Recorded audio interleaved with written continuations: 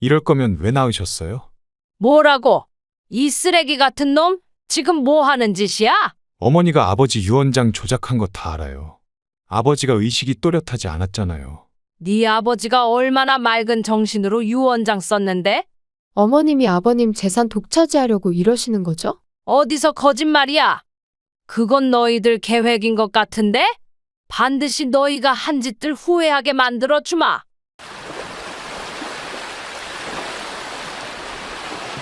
안녕하세요. 70대 김영희입니다. 남편이 세상을 떠난 지 일주일이 지났습니다. 여전히 믿기지 않는 현실에 가슴이 무겁습니다. 하지만 장례식장에서 목격한 아들과 며느리의 모습은 더 큰 상처로 남았습니다. 어머님, 조문객들이 많이 오셨네요. 많이 찾아주시니 다행이구나. 아버님이 평소에 인복이 많으셨나 봐요. 장례를 치르는 내내 아들과 며느리의 표정에서는 슬픔을 찾아볼 수 없었습니다. 남편의 관 앞에서 눈물 한 방울 흘리지 않던 그들의 모습이 계속 눈에 밟혔습니다. 어디 좀 앉아 쉬었다 오렴. 괜찮아요, 어머님. 저희가 부의금 정리 좀 할게요. 조문객들이 보내는 부의금 봉투를 세는데 열중하는 모습이 불편했지만 그때는 제가 너무 슬픔에 잠겨 있어 깊이 생각하지 못했습니다. 여보, 어머님 좀 쉬셔야 할 것 같아요. 그래, 엄마 피곤해 보이시네. 저쪽 휴게실에서 좀 누워 계세요. 장례식장 휴게실로 향하던 중 복도에서 우연히 아들과 며느리의 대화가 들렸습니다. 자기야, 장례 끝나면 바로 어머님께 물어봐야 해. 뭘? 당연히 재산 문제지. 아버님이 따로 유언장 남기신 거 있는지 알아봐야 하잖아. 너무 티내지 마. 어머니가 눈치채면 곤란해. 그 순간 온몸에 소름이 돋았습니다. 남편이 아직 땅에 묻히지 않았는데 그들의 머릿속은 이미 재산으로 가득 차 있었던 것입니다. 박 사장님이 부의금 얼마 내셨대? 500이요. 생각보다 많이 내셨네. 그 정도면 괜찮지. 근데 어머니가 통장은 어디 보관하고 계실까? 며느리의 질문에 아들이 웃으며 대답하는 모습이 보였습니다. 두 사람이 서로 귓속말을 나누며 웃음을 감추지 못했고 그 모습에 왠지 모를 불안감이 밀려왔습니다. 어머님, 이제 발인 준비 다 됐습니다. 나오시겠어요? 그래, 곧 나갈게. 발인식이 시작되기 전 아들이 아버지의 영정사진을 바라보는 눈빛을 보았습니다. 그 눈에는 슬픔이 아닌 계산적인 냉기가 서려 있었습니다. 하지만 그때는 제가 너무 슬픔에 취해 있어 그것이 무엇을 의미하는지 깨닫지 못했습니다. 아버지, 편히 가세요. 저희 잘 살겠습니다. 두 사람의 목소리에는 진심이 느껴지지 않았습니다. 그저 의무적으로 하는 말 같았습니다. 그때는 제가 너무 혼란스러워 그들의 진심을 읽어내지 못했지만 지금 생각해보면 모든 신호가 있었습니다. 장례를 마치고 이틀이 지난 아침, 집은 너무 조용했습니다. 남편의 빈자리가 더욱 크게 느껴지는 순간 문득 초인종이 울렸습니다. 어머님, 많이 힘드시죠? 저희 왔어요. 웬일이냐? 이런 일은 시간에. 어머님 생각하다가 잠이 안 와서요. 아침 식사는 하셨습니까? 현관문 앞에 아들과 며느리가 환한 미소를 지으며 서 있었습니다. 한 달 넘게 얼굴도 보이지 않던 그들이 갑자기 찾아온 것이 의아했습니다. 아직 안 했어. 들어오렴. 거실로 들어선 그들은 마치 손님처럼 조심스럽게 소파에 앉았습니다. 며느리는 가져온 빵과 과일을 정성스럽게 접시에 담았지만 그녀의 시선은 끊임없이 거실 곳곳을 살피고 있었습니다. 커피 마실래? 네, 좋아요. 제가 타드릴게요. 앉아 있어. 내가 할게. 주방에서 커피를 준비하는 동안 아들과 며느리가 서곤거리는 소리가 들렸습니다. 거실로 나가자 그들은 갑자기 대화를 멈추었습니다. 어머니, 혼자 계시니 많이 외로우시죠? 그렇지. 사람이 떠나고 나니 집이 너무 크게 느껴진다. 저희가 자주 찾아뵐게요. 아들은 빵을 작게 뜯어먹으며 말했습니다. 평소와 달리 너무 공손한 태도가 오히려 불편하게 느껴졌습니다. 갑자기 아침부터 온 이유가 있을 텐데. 아, 그게 어머님께 여쭤볼 게 있어서요. 무슨 일인데? 며느리가 커피잔을 내려놓으며 천천히 입을 열었습니다. 그녀의 목소리는 달콤했지만 눈빛은 차갑게 빛났습니다. 어머님, 아버님 재산은 어떻게 정리하실 건가요? 커피가 목에 걸려 기침이 나왔습니다. 예상치 못한 질문에 순간 숨이 막히는 듯 했습니다. 왜 갑자기 그걸 물어보니? 어머님, 저희도 이제 가족이잖아요. 당연히 알아야죠. 아버님이 돌아가신 지 일주일도 안 됐는데 벌써 재산 걱정이냐? 아들은 줄곧 묵묵히 있다가 며느리의 눈치를 살피며 조심스럽게 말을 꺼냈습니다. 어머니, 저희도 앞으로의 계획이 있으니까요. 어떤 계획인데? 집을 좀 알아보고 있거든요. 대출 받으려면. 며느리가 말을 이어받았습니다. 그녀의 표정은 진지했지만 눈빛에는 계산적인 무엇인가가 보였습니다. 아버님이 돈을 많이 모으셨다고 들었는데요. 너희가 그걸 어떻게 알아? 어머님도 아시다시피 제가 부동산 일을 하잖아요. 그 정도는 쉽게 알 수 있죠. 순간 가슴이 철렁 내려앉았습니다. 그들이 남편의 재산을 이미 다 파악하고 온 것이 분명했습니다. 오늘은 돌아가. 정리할 게 많구나. 어머님, 이러시면 저희도 가만히 있을 수 없어요. 며느리의 목소리에 위협이 스며 있었습니다. 마치 준비해온 대본을 읽는 것처럼 차분했지만 그 속에 숨은 의도는 분명했습니다. 무슨 소리야? 곧 다시 오겠습니다. 그때는 제대로 된 답을 해주셨으면 좋겠네요. 그들은 자리에서 일어났고 현관문을 나서며 마지막 경고를 남겼습니다. 문이 닫히고 저는 소파에 깊이 몸을 묻었습니다. 여보, 저 애들이 벌써 이렇게 변했네. 남편의 영정사진을 바라보며 중얼거렸습니다. 창밖으로 보이는 하늘은 유난히 맑았지만 제 마음속은 검은 구름이 몰려오고 있었습니다. 남편이 돌아가시기 전날 밤 병원 복도는 고요했습니다. 면회 시간이 끝난 후였지만 의사의 특별 허락을 받아 남편의 병실로 향했습니다. 들어가도 되겠습니까? 네, 들어가세요. 하지만 너무 오래 계시진 마세요. 감사합니다, 선생님. 간호사는 조용히 문을 열어주고 물러났습니다. 산소호흡기를 끼고 누워있던 남편은 제가 들어가자 힘겹게 눈을 떴습니다. 여보, 왔어. 그래, 어떻게 좀 괜찮아? 변호사, 왔소? 남편의 목소리는 희미했지만 눈빛은 또렷했습니다. 그가 미리 지시해둔 대로 변호사를 데려왔습니다. 네, 밖에 기다리고 있어요. 들어오라고 하시오. 병실 밖에서 기다리던 변호사가 들어왔습니다. 그는 조용히 인사하고 가방에서 서류를 꺼냈습니다. 김 선생님, 말씀하신 대로 유언장 준비해 왔습니다. 감사합니다. 시작합시다. 변호사는 펜을 꺼내 남편의 말을 받아 적을 준비를 했습니다. 저는 남편의 손을 꼭 잡았습니다. 모든 재산은 당신에게 남기겠소. 여보, 그럴 필요 없어요. 아들도 있잖아요. 아니요.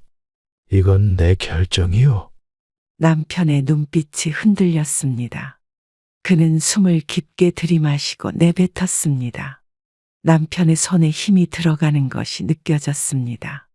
우리 아들은 이미 자기 길을 택했어. 여보, 변호사님, 녹음도 부탁드립니다. 변호사는 조용히 녹음기를 꺼냈습니다. 붉은 불빛이 깜빡이며 녹음이 시작됐습니다. 나 김영수는 맑은 정신으로 남편은 한 글자 한 글자를 또박또박 말했습니다. 숨이 차 힘들어 보였지만 끝까지 의지를 놓지 않았습니다. 아내 김영희에게 모든 재산을 상속한다. 변호사가 녹음기의 버튼을 눌렀습니다. 잠시 침묵이 흘렀고 남편은 천장을 바라보았습니다. 이제 됐소. 피곤하오. 여보, 무리하지 마세요. 변호사가 서류에 남편의 서명을 받고 나갔습니다. 병실에 우리 둘만 남자 남편이 제 손을 더 꼭 잡았습니다.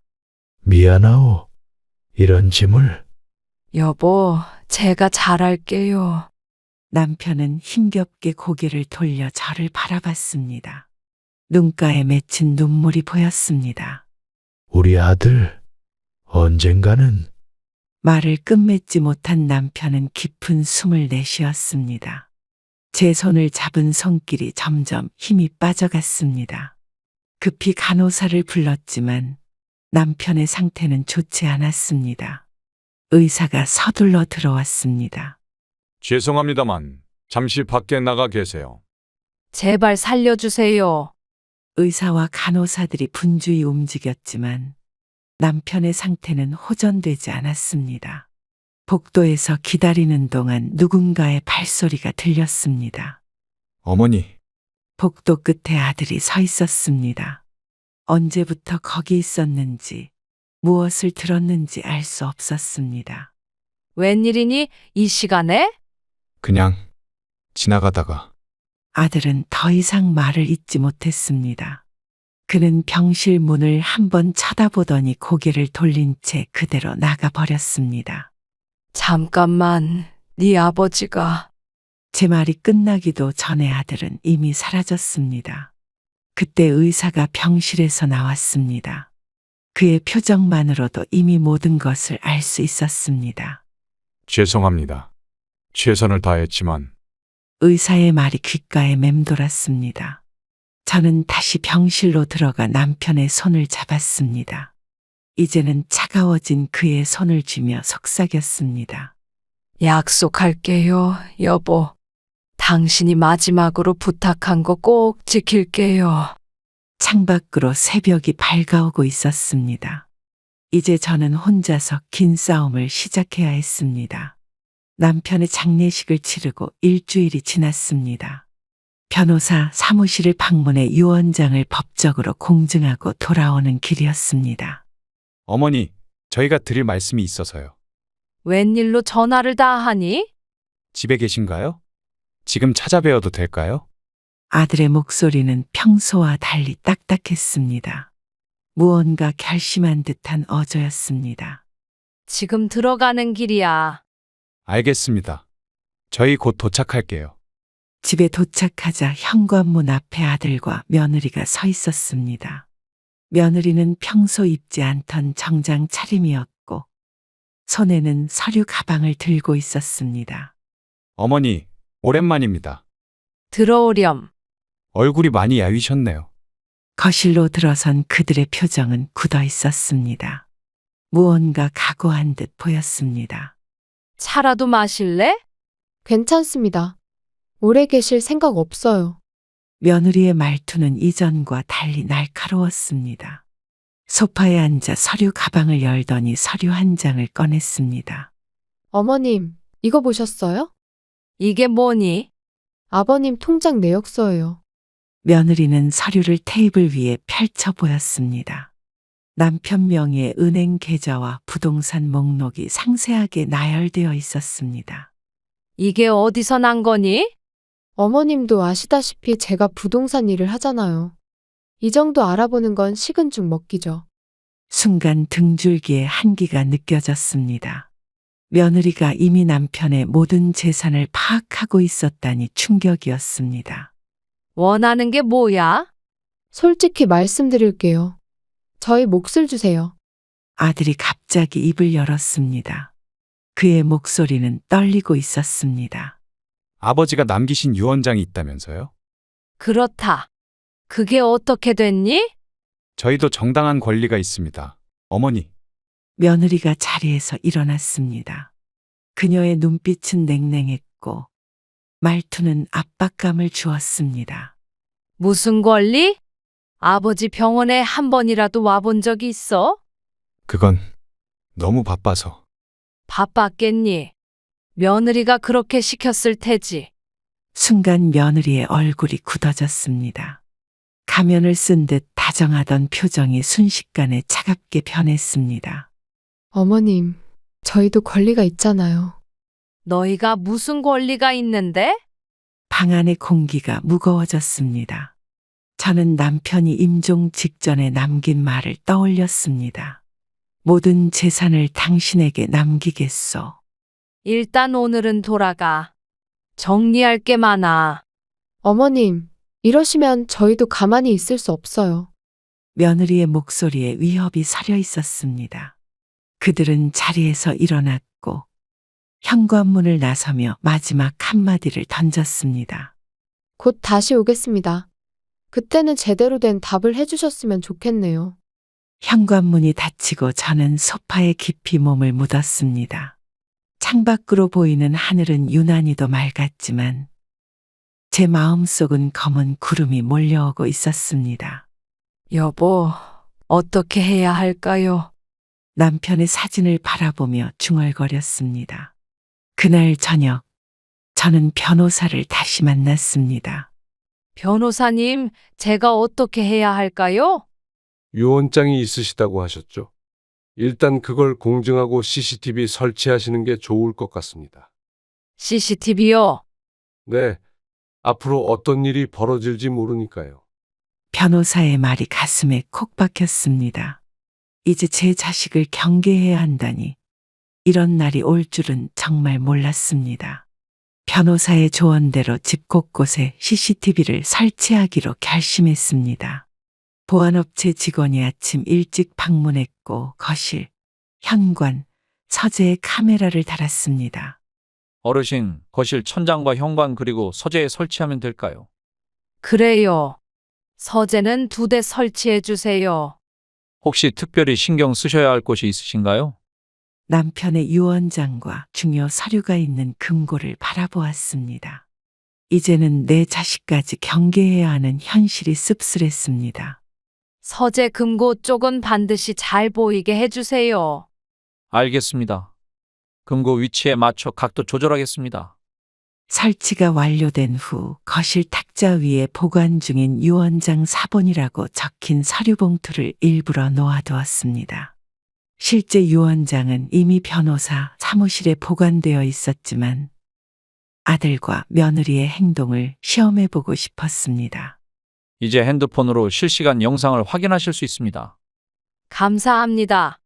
비밀번호는 꼭 제가 설정한 것으로만 사용할 수 있나요? 네. 어르신만 아시는 번호로 설정해 드렸습니다. 보안업체 직원이 떠난 후 휴대폰으로 CCTV 화면을 확인했습니다. 거실, 현관, 서재가 선명하게 보였고 특히 서류 보관함이 또렷이 보였습니다. 여보, 이제 시작이에요. 남편의 영정사진 앞에서 중얼거렸습니다. 그날 저녁 핸드폰으로 CCTV를 보던 중 현관 쪽에 불이 들어왔습니다. 누구지? 현관문 손잡이가 조용히 돌아갔습니다. 처음에는 착각인가 했는데 분명히 움직이고 있었습니다. 침실 불을 끈 채로 화면을 지켜봤습니다. 열리네. 현관문이 열리고 2개의 그림자가 나타났습니다. 아들과 며느리였습니다. 그들은 마치 도둑처럼 조심스럽게 거실로 들어왔습니다. 어머니 주무셨겠지? 아직 안 주무실 수도 있어. 조용히 해. 며느리가 손전등을 켰습니다. 서재 쪽으로 향하는 발걸음이 또렷이 들렸습니다. 빨리 해. 시간 없어. 알았어. 서류만 찾으면 돼. 그들은 서재 문을 열었습니다. CCTV 화면 속에서 며느리가 서류함을 뒤지기 시작했습니다. 어디 있지? 어머니가 변호사 사무실에 맡기셨다고 했잖아. 저는 조용히 거실 불을 켰습니다. 서재에서 놀란 듯 소리가 들렸습니다. 뭐하니? 아들과 며느리가 얼어붙은 듯 서 있었습니다. 손전등이 바닥에 떨어졌습니다. 어머니. 이 시간에 도둑질하러 왔니? 며느리가 먼저 말을 꺼냈습니다. 준비해 온 말이라도 있는 듯 했습니다. 어머님, 오해하지 마세요. 오해는 무슨? 보고 있는데. 핸드폰을 들어 CCTV 화면을 보여줬습니다. 아들의 얼굴이 창백하게 변했습니다. 이게 다 증거가 되는 거 알지? 어머니, 저희가 잘못했습니다. 이제 와서 그 말이 다 무슨 소용이야?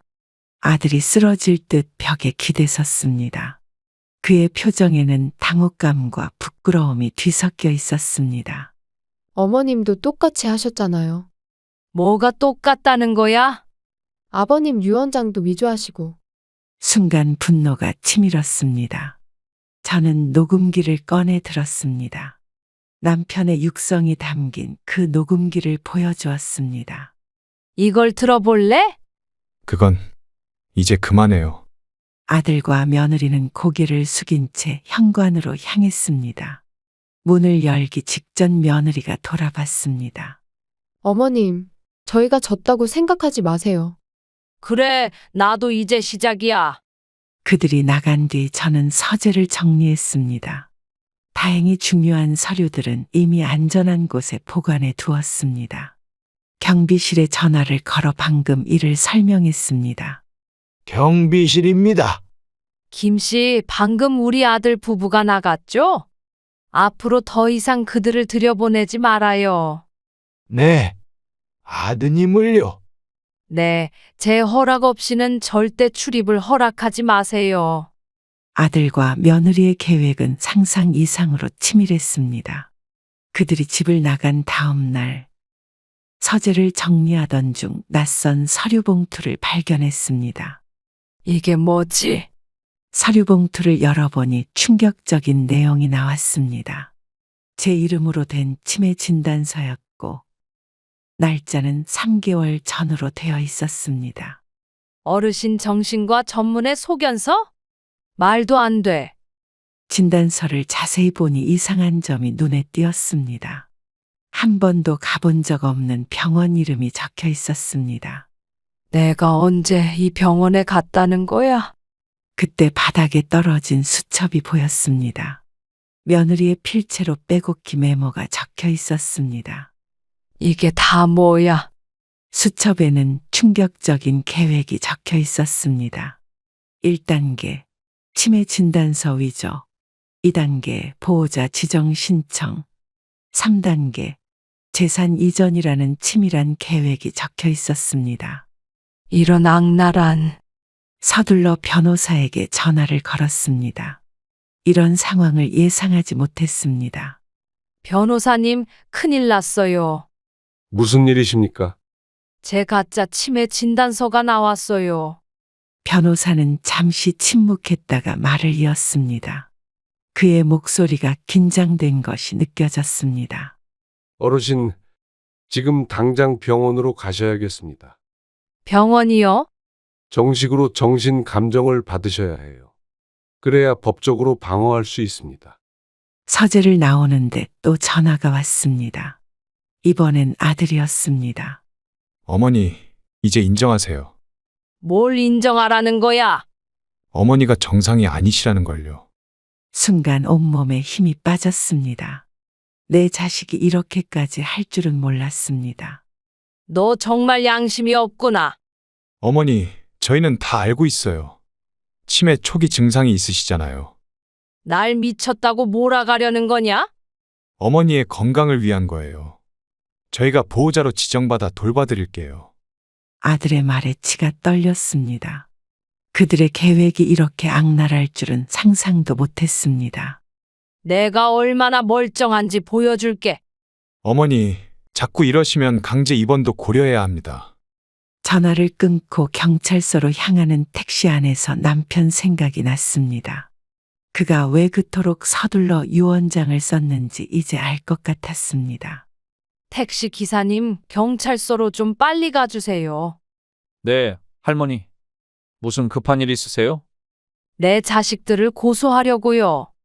경찰서에 도착하자 형사가 저를 맞이했습니다. 그의 표정이 놀란 듯했습니다. 할머니, 무슨 일로 오셨어요? 고소장 작성하러 왔어요. 누구를 고소하신다고요? 내 아들과 며느리를 고소하려고요. 서류 위조와 사기죄로요. 형사의 눈이 잠시 흔들렸습니다. 누가 봐도 가슴 아픈 일이었겠지만 이제는 감정적으로 대응할 여유가 없었습니다. 이런 진단서를 위조했어요. 저를 치매 환자로 만들어 재산을 차지하려는 거예요. 정말 악랄하네요. 어르신 건강은 괜찮으세요? 멀쩡해요. 지금 당장 정신과 검사도 받을 수 있어요. 형사는 고소장 작성을 도와주었고 제가 가져온 증거물들을 꼼꼼히 검토했습니다. 이 수첩이 결정적 증거가 될 것 같네요. 며느님의 필체가 맞나요? 네, 틀림없어요. 제가 그동안 받은 편지들과 비교해 보셔도 됩니다. 고소장을 제출하고 나오는 길에 아들에게서 또 전화가 왔습니다. 이번에는 받지 않았습니다. 어머니, 전화 좀 받으세요. 중요한 얘기가 있어요. 문자도 왔습니다. 그들의 계략이 실패했다는 것을 알게 된 것 같았습니다. 여보, 우리 아들이 이렇게 변했네요. 택시를 타고 집으로 돌아오는 길에 남편의 사진을 꺼내 보았습니다. 그가 살아있었다면 얼마나 가슴 아파했을까 싶었습니다. 어느 날 동네 마트에서 장을 보던 중 이웃들의 수군거림이 귓가에 들렸습니다. 평소 반갑게 인사하던 사람들의 눈빛이 달라진 것을 느꼈습니다. 저 할머니가 아들 재산 빼앗으려고 한다며. 자식도 모른 채 한다고 그러더라. 아들이 효도하려 해도 막는다고 하던데.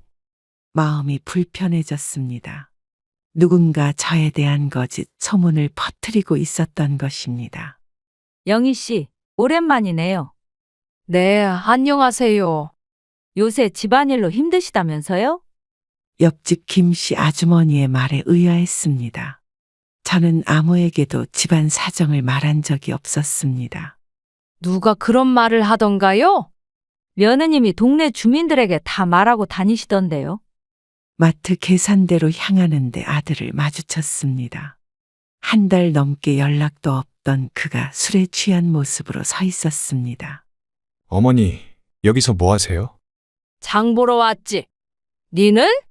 저도 그냥 지나가다가요. 아들의 눈빛은 냉랭했고 얼굴은 지쳐 보였습니다. 술 냄새가 진하게 풍겼습니다. 아침부터 술을 마셨구나? 어머니 때문에 잠을 못 자서요. 주변 사람들의 시선이 우리에게 모였습니다. 불편한 기운이 감돌았습니다. 여기서 이런 얘기하지 말고 집에 가서 얘기하자. 뭐 할 말 있으세요? 다들 어머니가 돈에 눈이 멀었다고 얘기해요. 순간 가슴이 철렁 내려앉았습니다. 주변 손님들이 대화를 듣고 있었고 일부는 수군거리기 시작했습니다. 무슨 말도 안 되는 소리야. 아버지 유언장도 조작했다면서요. 목소리가 커지자 마트 직원이 걱정스러운 눈빛으로 이쪽을 쳐다봤습니다. 저는 마트를 빠져나가려 했지만 아들이 제 앞을 막아섰습니다. 다들 어머니가 돈 때문에 자식도 모른다고 말해요. 누가 그래? 동네 사람들이요. 아버지 재산 때문에 자식과 싸운다고. 순간 화가 치밀었습니다. 며느리가 이런 소문까지 퍼뜨리고 다닌 것이 분명했습니다. 어머니가 우리 재산 뺏으려고 아버지 유언장 조작했다는 것도 다들 알아요. 이제 거짓말까지 퍼뜨리는 거니? 마트 안이 조용해졌습니다. 모든 눈길이 우리를 향했고 공기는 무거웠습니다. 거짓말이 아니라 사실이잖아요. 네 아내가 그렇게 가르쳤니? 아들의 얼굴이 순간 일그러졌습니다. 이전의 순수한 모습은 찾아볼 수 없었고 낯선 사람이 된 듯했습니다. 와이프 욕하지 마세요. 그럼 엄마는 욕해도 되고? 장바구니를 내려놓고 마트를 나왔습니다. 아들이 뒤따라 나왔습니다. 어머니, 우리가 얼마나 고생했는지 아세요? 그래, 너희가 무슨 고생을 했는데? 아버지 돌아가실 때도 병원비 다 저희가 냈잖아요. 귀를 의심했습니다. 병원비는 제가 전부 냈는데 아내가 거짓말을 한 모양이었습니다. 누가 그래? 내가 다 냈는데. 아내가요. 어머니는 맨날 거짓말만 하시니까. 그때 주차장에서 며느리가 내렸습니다. 아마도 아들을 데리러 온 모양이었습니다. 어머님, 여기서 이러시면 안 되죠. 네가 우리 아들을 어떻게 키웠니? 며느리는 당당하게 아들의 손을 잡았습니다. 마치 자신의 소유물처럼 대하는 모습이 불편했습니다. 어머님이 부부 사이를 이간질 하시네요. 이제 이간질까지 한다는 거야? 동네 사람들이 하나둘 모여들기 시작했습니다. 며느리는 그들을 향해 눈물을 글썽이며 말했습니다. 보세요. 어머님이 저희를 어떻게 대하시는지.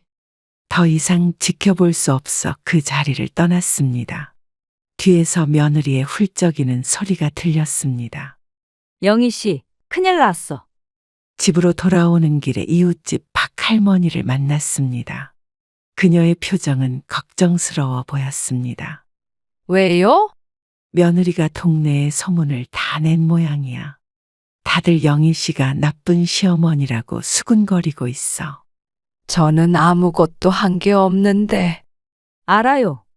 그 며느리가 동네 사람들 만날 때마다 울면서 얘기하고 다녀서 다들 믿고 있어요. 이제 아들이 왜 그렇게 변했는지 알 것 같았습니다. 며느리의 거짓말에 세뇌당한 것이었습니다. 이제 어떻게 해야 할까요? 진실은 언젠가 드러나게 되어 있어요. 걱정 말아요. 집으로 돌아오는 길에 마음이 무거웠습니다. 자식에게 이런 수모를 당하다니 남편이 살아있었다면 얼마나 가슴 아파했을까요? 동네 소문이 퍼진 다음 날 저는 은행에 갔습니다. 남편 명의의 통장을 정리하려고 했는데 은행 직원의 표정이 심상치 않았습니다. 고객님, 이상한 점이 발견됐습니다. 무슨 일이죠? 어제 누군가가 이 통장 내역을 문의하러 왔었어요.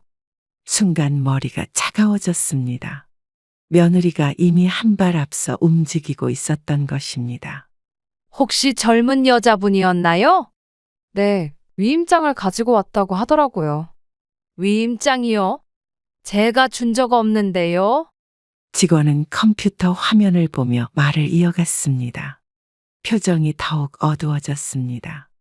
그래서 저희가 확인했더니 서명이 의심스러웠습니다. 그래서 거래를 거절했어요. 정말 감사합니다. 혹시 그 위임장 사본이 남아 있을까요? 네, 확인해 보겠습니다. 직원이 가져온 위임장 사본을 보니 분명 제 서명이 위조되어 있었습니다. 서명 옆에는 지장까지 찍혀 있었습니다. 이건 제 서명이 아닙니다. 그래서 저희가 거절했습니다. 그런데 그분이 대출도 알아보셨어요. 대출이요? 네, 어르신 명의로 5천만 원 대출을 문의하셨습니다. 숨이 막혔습니다. 이제는 단순한 유산 문제를 넘어 범죄 행위까지 저지르려는 것이었습니다. 증거로 이 사본을 가져갈 수 있을까요? 네, 복사해드리겠습니다. 이런 경우 경찰에 신고하시는 게 좋을 것 같습니다. 은행을 나와 곧바로 변호사 사무실로 향했습니다. 이제는 제가 움직일 차례였습니다. 변호사님, 며느리가 가짜 위임장 만들었더라고요. 어르신, 이제 저희가 반격할 차례입니다. 변호사는 서류 한 장을 내밀었습니다. 위임장 위조에 대한 고소장이었습니다. 변호사님, 이제 어떻게 할까요? 며느리를 압박해 봐야겠습니다. 변호사가 전화를 걸었습니다. 며느리의 휴대폰 번호였습니다. 변호사입니다. 얘기 좀 나누시죠. 무슨 용건이시죠?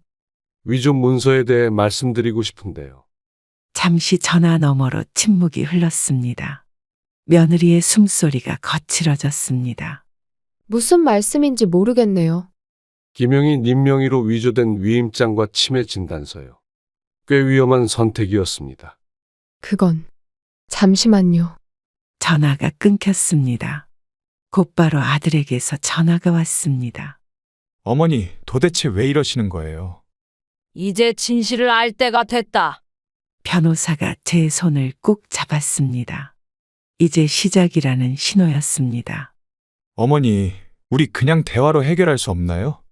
위임장 위조하고 치매 진단서 만들어서 날 속이려 했는데 이제 와서 무슨 대화? 그건 와이프가. 네가 모를 리가 없지. 네 아내를 너무 믿지 마라.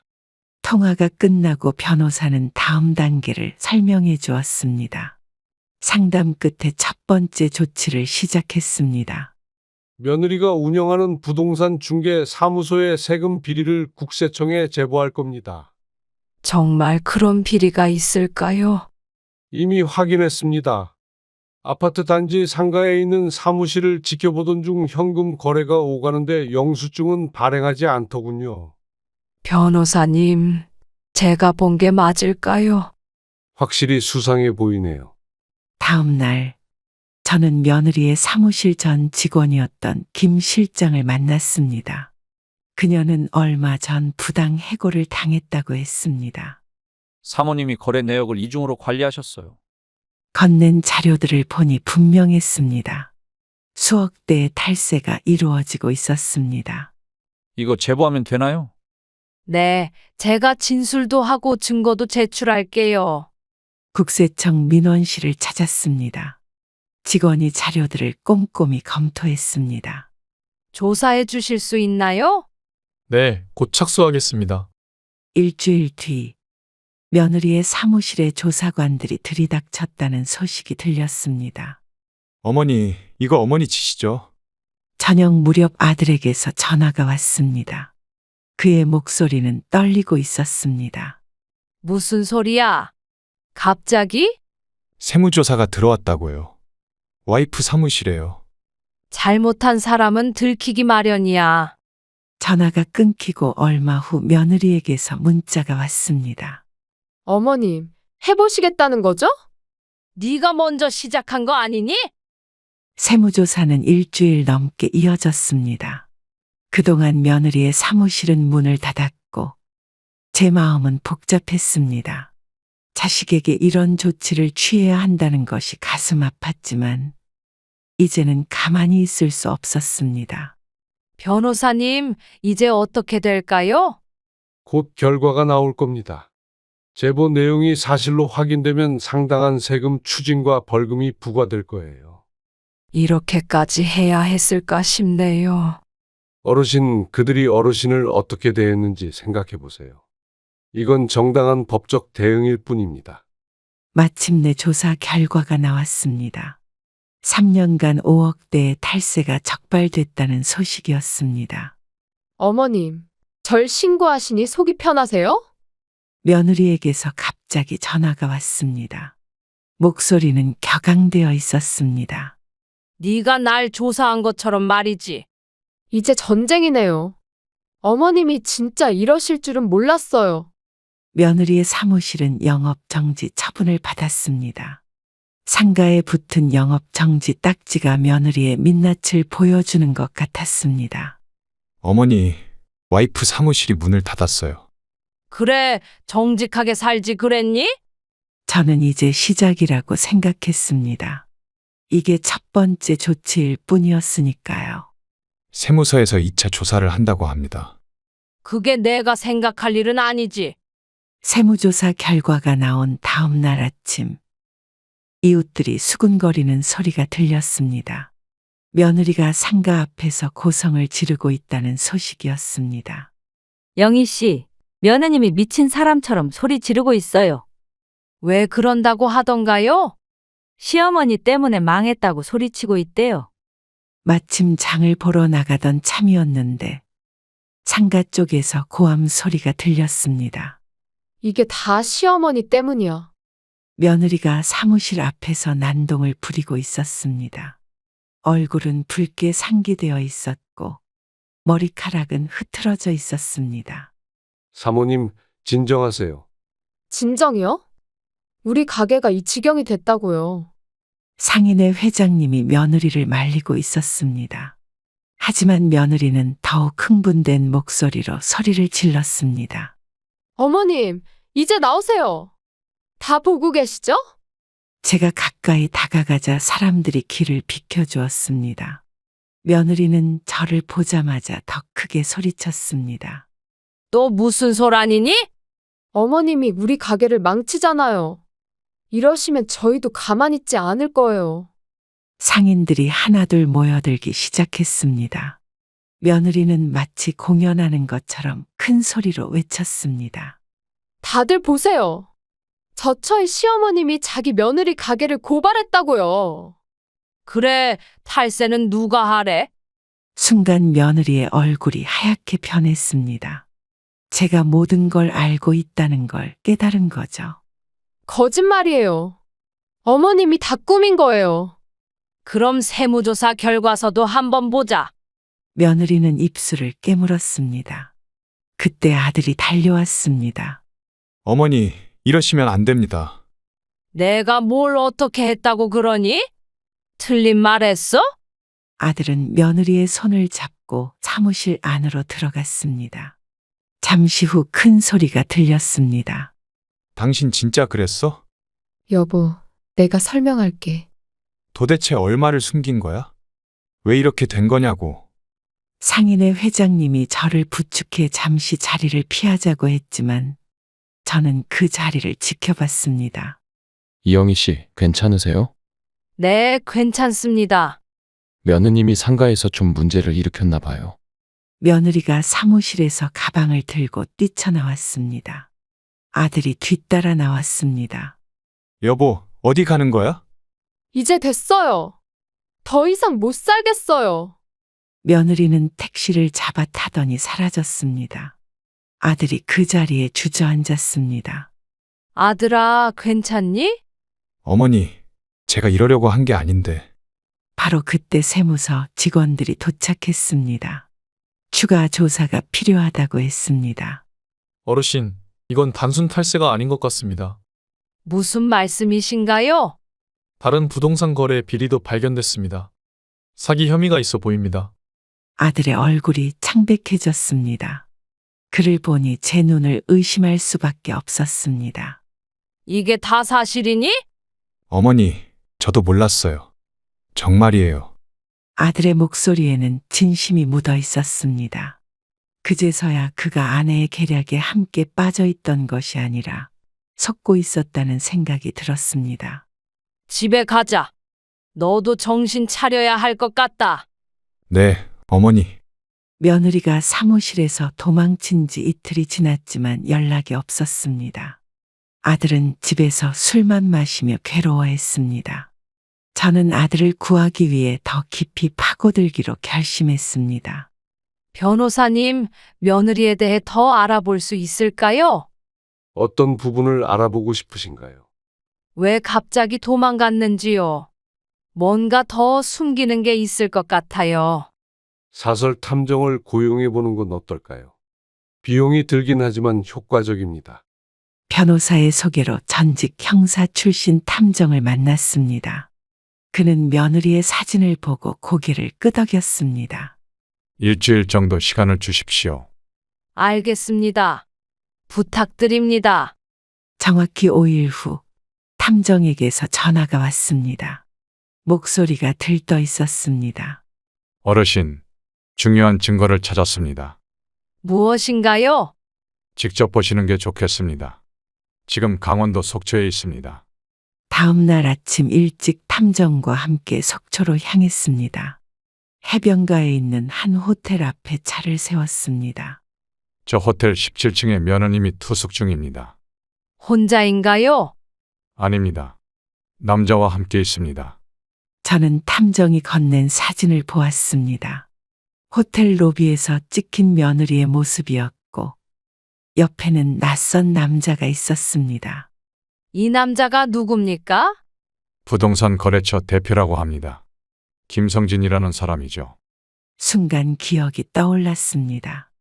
몇 번 집에 놀러 왔던 사람이었습니다. 며느리가 사업 파트너라고 소개했던 남자였습니다. 언제부터 관계가 있었나요?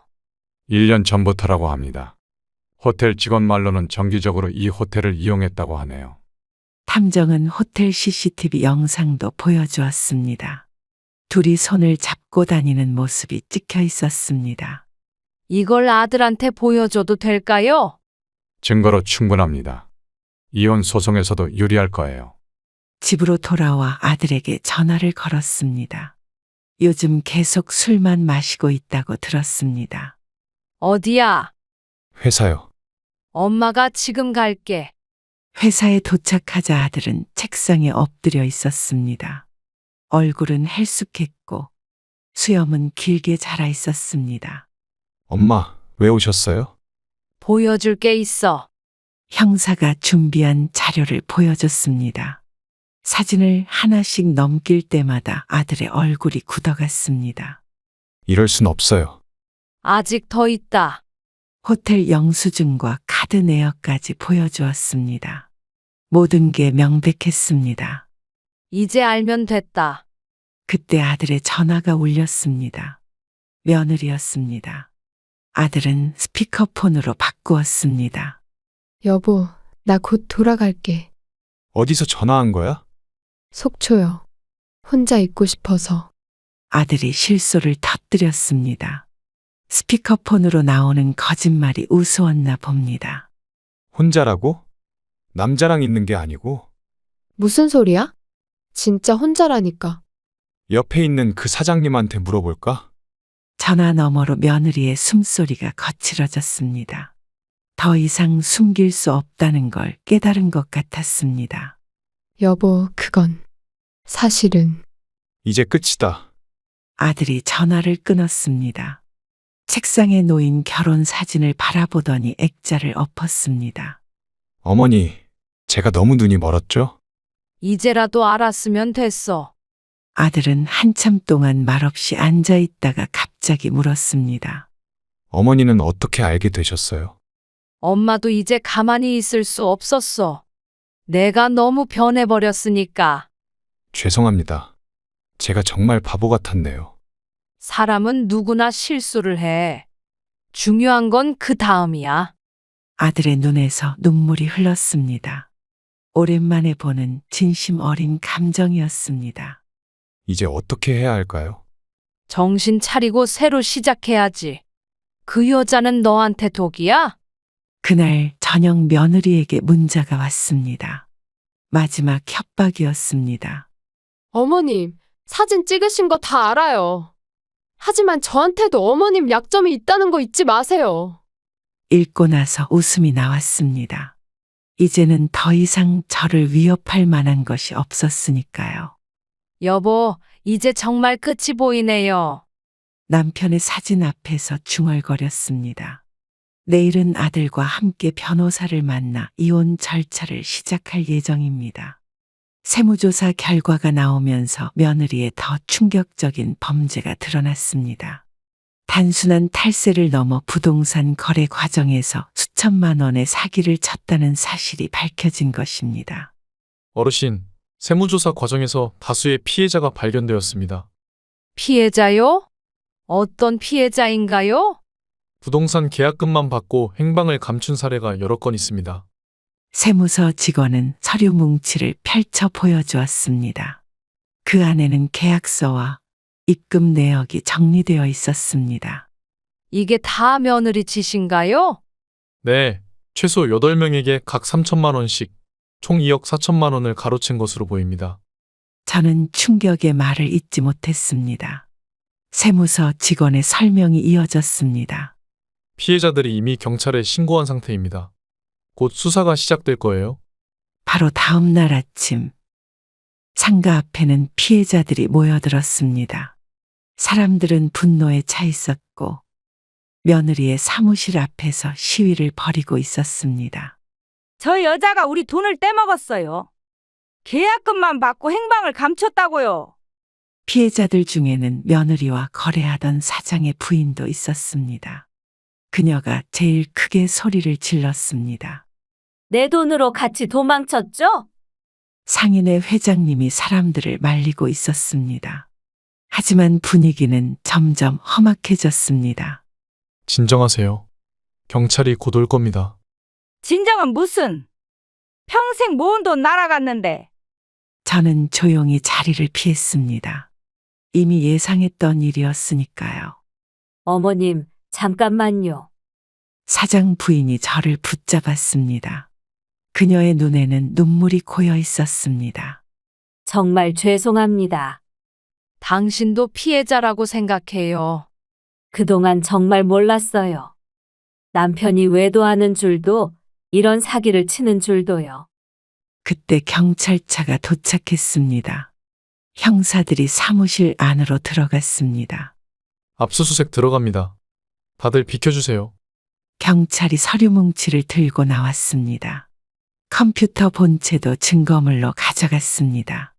이게 다 증거가 될까요? 충분합니다. 사기죄로 구속 수사가 진행될 겁니다.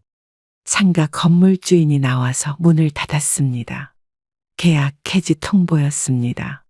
이제 이 사무실도 정리해야겠어요. 그게 좋겠네요. 며느리의 사무실 간판이 내려지는 모습을 지켜봤습니다. 허망해 보이더군요. 어머니, 아들이 제 옆으로 다가왔습니다. 그의 얼굴에는 피곤한 기색이 역력했습니다. 이제 끝난 거 맞죠? 그래, 이제 다 끝났어. 둘이 함께 상가를 나왔습니다. 뒤에서는 계속해서 소란스러운 소리가 들렸습니다. 어머니, 진작 알아볼 거려. 늦지 않았다. 아들은 고개를 떨궜습니다. 이제야 진실을 마주한 듯 했습니다. 와이프가, 아니, 그 여자가 이런 사람인 줄 몰랐어요. 사람은 쉽게 알 수 없는 거야. 저도 이제 경찰서에 가서 진술해야 할 것 같아요. 저는 아들의 어깨를 토닥였습니다. 그가 아무것도 몰랐다는 사실이 오히려 다행스러웠습니다. 함께 가자. 엄마도 진술할 게 있으니까. 경찰서에 도착하자 담당 형사가 우리를 맞이했습니다. 아들은 자신이 알고 있는 모든 것을 솔직하게 말했습니다. 며느님은 아직 발견되지 않았지만 곧 체포될 겁니다. 공범으로 남편도 수사해야 하는 거 아닌가요? 조사 결과 남편분은 사기 행각에 관여하지 않은 것으로 보입니다. 형사의 말에 아들이 안도의 한숨을 내쉬었습니다. 최소한 사기죄로 처벌받지는 않을 것 같았습니다. 다행이네, 아들아. 어머니, 정말 제가 바보였어요. 경찰서를 나오면서 아들이 물었습니다. 그의 눈빛은 혼란스러워 보였습니다. 이제 어떻게 살아야 할까요? 한 걸음씩 천천히 나아가면 돼. 저는 이제 그 여자와 관련된 모든 것을 정리하고 싶어요. 아들의 목소리에는 결연함이 느껴졌습니다. 드디어 그가 진정한 자신의 목소리를 찾은 것 같았습니다. 드디어 법정에서 모든 것이 가려지는 날이 왔습니다. 며느리는 변호사 2명을 대동하고 법정에 들어섰습니다. 흰색 정장을 입고 있었지만 그녀의 얼굴은 헬쑥해 보였습니다. 피고 측은 유 원장이 위조됐다고 주장하는 건 맞습니까? 네, 그렇습니다. 고인께서 의식이 또렷하지 않은 상태에서 작성되었습니다. 증거가 있으십니까? 며느리 쪽 변호사가 서류를 제출했습니다. 그의 목소리는 자신감이 없어 보였습니다. 저희가 제출한 진술서가 있습니다만 재판장은 서류를 읽어본 후 고개를 저었습니다. 그의 표정에서 불신을 엿볼 수 있었습니다. 원고 측, 유 원장의 진위를 증명할 자료가 있다고 했죠? 네, 고인의 육성이 담긴 녹음 파일이 있습니다. 변호사는 녹음기를 꺼내 재생 버튼을 눌렀습니다. 법정에 남편의 또렷한 목소리가 울려 퍼졌습니다. 나 김영수는 맑은 정신으로 내 마지막 뜻을 밝히고자 한다. 남편의 목소리가 이어졌습니다. 눈시울이 뜨거워졌지만 꼭 참았습니다. 모든 재산은 내 아내 김영희에게 상속한다. 이는 내 온전한 의지다. 이 녹음은 조작된 거예요. 며느리가 자리에서 벌떡 일어났다가 재판장의 경고에 다시 앉았습니다. 아들은 고개를 숙인 채 가만히 앉아 있었습니다. 조용히 하시기 바랍니다. 절차에 따라 진행하겠습니다.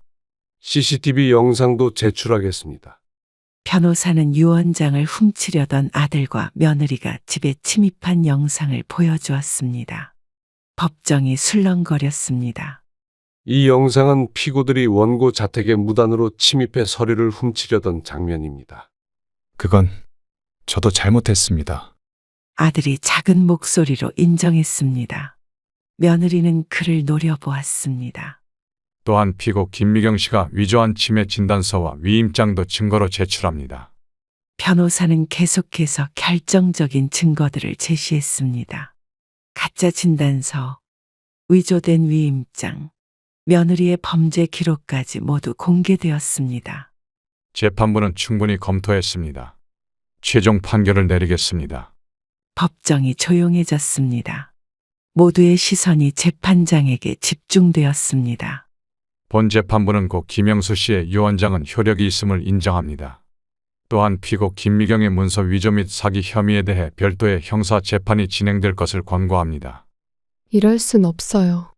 며느리가 자리에서 일어나 소리를 질렀습니다. 그녀의 얼굴은 분노로 일그러져 있었습니다. 법정 질서를 어지럽히면 제재하겠습니다. 아들이 조용히 자리에서 일어났습니다. 그는 며느리를 쳐다보지도 않고 제게 다가왔습니다. 이제 모든 게 끝난 거죠, 어머니? 그래, 이제 갈 수 있다.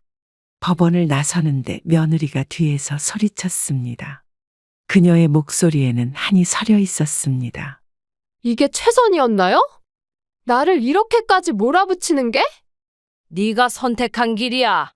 며느리는 더 이상 아무 말도 하지 못했습니다. 그녀의 변호사들이 그녀를 데리고 빠르게 법원을 빠져나갔습니다. 어머니, 정말 죄송합니다.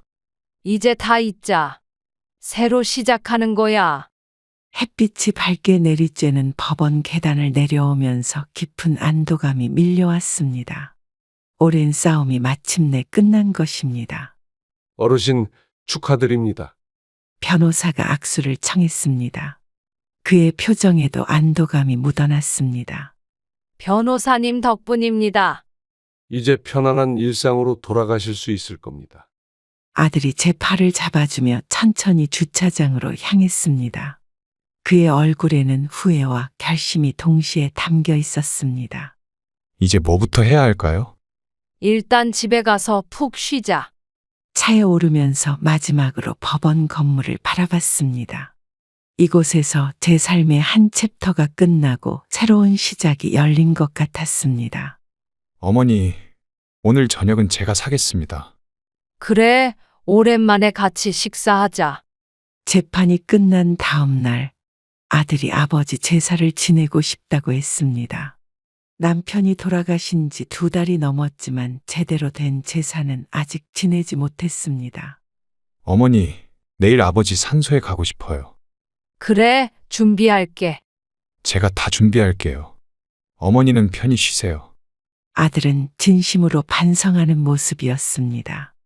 장을 보고 음식을 준비하는 모습이 예전의 그를 떠올리게 했습니다. 생각보다 잘하네. 어릴 때 어머니가 가르쳐 주신 대로 하는 거예요. 오랜만에 찾은 아버지 산소 앞에서 아들은 한참을 서 있었습니다. 해가 저물어가는 늦은 오후였고 산 위로 붉은 노을이 지고 있었습니다. 어머니, 제가 정말 바보였지요? 이제 와서 그런 생각을 하니? 아버지 살아계실 때 한 번이라도 더 찾아뵈었어야 했는데. 아들의 어깨가 떨리기 시작했습니다. 처음으로 보는 아들의 진심 어린 눈물이었습니다. 아버지가 돌아가시던 날. 그만해도 돼. 아니요, 이제는 말씀드려야 해요. 아들은 술병을 꺼내더니 아버지 산소 앞에 술을 따랐습니다. 떨리는 손으로 술을 올리는 모습이 안쓰러웠습니다. 그날 병원에 있었어요. 뭐라고? 복도에서 지켜보고 있었어요. 저는 그제서야 기억이 났습니다. 남편이 마지막 숨을 거두던 날 복도에서 본 익숙한 뒷모습이 바로 아들이었던 것입니다. 왜 들어오지 않았니? 용기가 없었어요. 아버지 마지막 모습을 볼 자신이 없었죠. 제사상을 차리면서도 아들의 손이 계속 떨렸습니다. 술잔을 떨어뜨릴 뻔한 적도 여러 번이었습니다.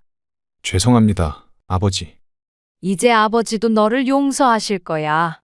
아들은 절을 하고 일어나더니 저에게도 깊이 고개를 숙였습니다. 그의 눈에는 진심 어린 후회가 담겨 있었습니다. 어머니도 용서해 주세요. 일어나렴. 너무 그러지 마. 제가 얼마나 큰 잘못을 저질렀는지. 아버지 유언장 조작했다고 의심했잖아요. 해가 완전히 저물었습니다. 산 아래로 내려가는 길, 아들이 제 손을 잡았습니다. 어린 시절 그랬던 것처럼 따스했습니다. 이제부터 제가 잘할게요, 어머니. 그래, 이제 다 지나갔어. 집으로 돌아오는 차 안에서 아들이 물었습니다. 그의 목소리는 조용했지만 결단에 찬 듯했습니다. 이제 어떻게 살아야 할지 모르겠어요. 시간이 해결해 줄 거야. 어머니 말씀대로 할게요. 제가 회사 그만두고 새로 시작하려고요. 아들의 말에 놀랐지만 그의 눈빛에는 확신이 서려 있었습니다. 무슨 일을 하고 싶은데? 제주도로 내려가려고요. 작은 카페를 열어볼까 합니다. 갑자기 제주도는 왜? 새로 시작하고 싶어요. 여기선 모든 게 다 그 사람 생각이 나서. 그의 마음을 이해했습니다. 모든 기억이 있는 이곳을 떠나 새 출발을 하고 싶은 것이었습니다. 혼자 잘 알 수 있겠어? 네, 어머니처럼 강해지고 싶어요. 엄마가 강한 게 아니라 견딜 수 있는 거야. 차 안에 잠시 침묵이 흘렀습니다. 창밖으로 지나가는 가로등 불빛이 아들의 얼굴을 비추었습니다. 어머니 많이 힘드셨죠? 다 지나간 일이야. 저 때문에. 정말 죄송해요. 아들의 진심 어린 사과를 들으니 그동안의 모든 아픔이 치유되는 듯 했습니다. 남편이 남긴 빈자리는 채워지지 않겠지만 적어도 아들을 되찾은 것 같아 위안이 되었습니다. 제주도에서 연락할 거지? 매일 전화 드릴게요. 자주 올라오고요. 아들의 새로운 시작을 응원하기로 했습니다. 때로는 거리를 두는 것도 서로를 위한 방법일 수 있으니까요. 아들이 제주도로 떠난 후, 이제 저는 혼자입니다. 넓은 집에서 밥을 먹고, 청소를 하고 빨래를 하며 지내고 있습니다. 아침에 일어나면 제일 먼저 남편 사진에 인사를 합니다. 여보, 오늘도 막내요. 아들이 잘 지내고 있대요. 영희 씨, 문 좀 열어줘요. 이웃집 박할머니가 문을 두드렸습니다. 그녀는 남편이 돌아가신 후부터 저를 자주 챙겨주고 있습니다. 어서 오세요. 무슨 일이세요? 커피 한 잔 하러 왔지. 혼자 있으면 심심하잖아. 저는 커피를 내리며 창밖을 바라봤습니다. 봄이 시작되는 계절이었습니다. 아들은 잘 지내요? 네, 제주도에서 카페 오픈 준비 중이래요. 그래? 사업 잘 되면 좋겠네. 박할머니는 커피를 마시며 은근슬쩍 물었습니다. 그녀의 눈빛에는 걱정이 담겨 있었습니다. 요즘은 어떠세요? 이제 좀 편해졌어요? 이제 좀 나아졌어요. 동네 복지관에서 서예 배우기 시작했거든요. 식탁 위에는 제가 쓴 글씨들이 놓여 있었습니다. 박할머니가 관심 있게 들여다봤습니다. 글씨가 참 좋네.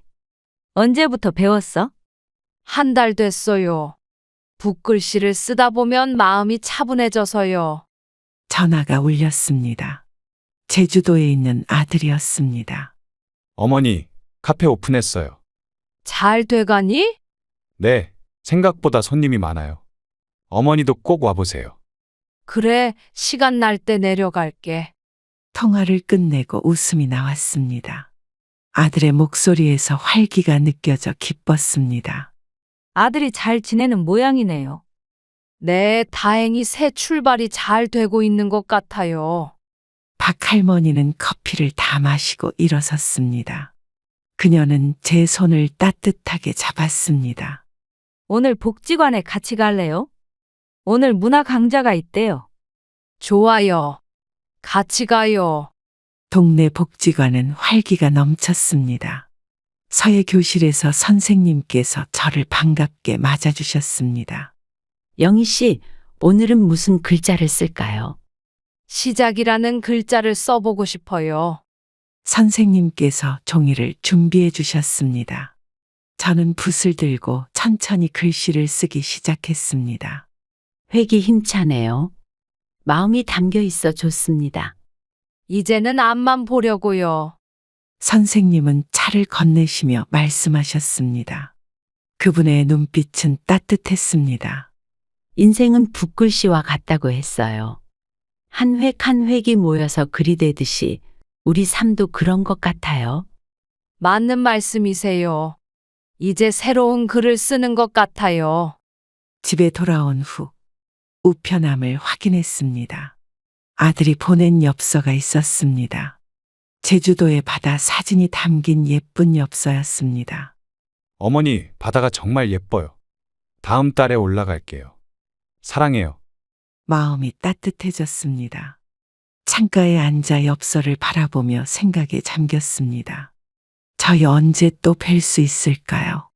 옆집 할머니가 내일 다시 오기로 했습니다. 이제는 혼자가 아니라는 생각이 들었습니다. 영희 씨, 내일 같이 시장 갈까?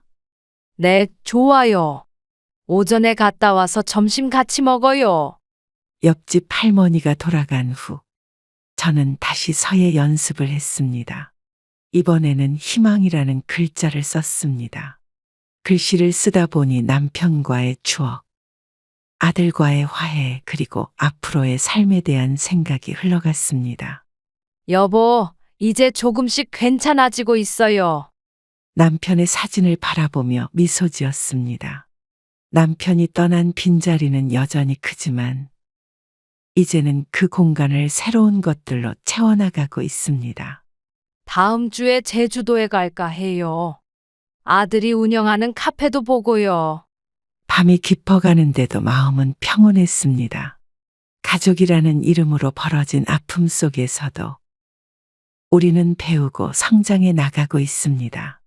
가족이라는 이름으로 벌어진 이 고통스러운 여정을 지나며 깨달은 것이 있습니다.